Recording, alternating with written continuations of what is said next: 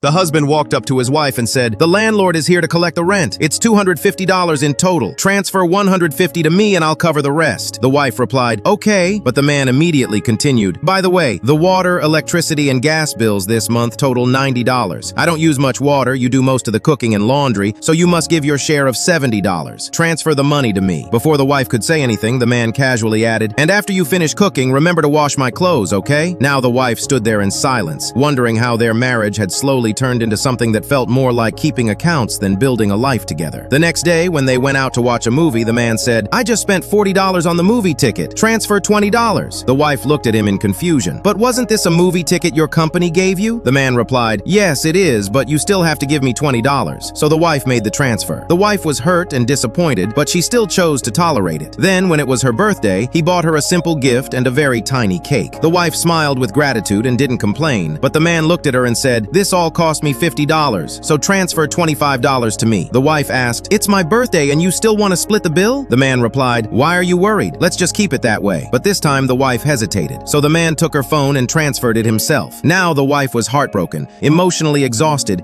and beginning to realize that her husband cared more about protecting every dollar than protecting her feelings. Then one night, the wife wasn't feeling well, and after the man bought her medicine, he once again said, "Transfer me the money for your medicine." The wife weakly replied, "I'm really feeling unwell right now. Can I transfer it to you later?" The man frowned and answered, "That won't do. You have to transfer it right away. And also today's gas cost $20, and you took $10 from my drawer, so transfer that too." Now the wife had finally had enough and stepped out of the car. The man followed after her and said, "Seriously, what's wrong with you? Didn't we agree on splitting expenses before we got married?" The wife said, "My understanding of splitting expenses is that you pay for living expenses and I pay for utilities, not that we have to calculate everything so precisely." The man replied, "Are you kidding me? Your monthly living expenses are equivalent to 2 months' worth of utilities. Basically, you're trying to take advantage of me." The wife finally let out the pain she had buried for so long and said, "We've been married for over a year, and there are way more transfer records than chat records. I don't know if I'm living with you or running a business with you. Even when I'm feeling unwell, you still want me to pay. So what about when I get pregnant and have a baby?" The man looked annoyed and answered, "You're thinking way too far ahead." But the wife asked, "Tell me, will you pay for my postpartum care? And when we have a baby?" The man replied without a second thought, "Won't your mother do that? Why do I need to spend my money?" The wife's heart completely shattered. She said, "In your heart, the first thing you protect is always your own wallet. I just hoped you'd put in a little more effort and care for me. But you're calculating in every possible way. If that's the case, then let's cut our losses in this marriage." And with that, carrying years of love that had never been returned in the way she needed, she finally left the man for good. So friends, did the wife do the right thing?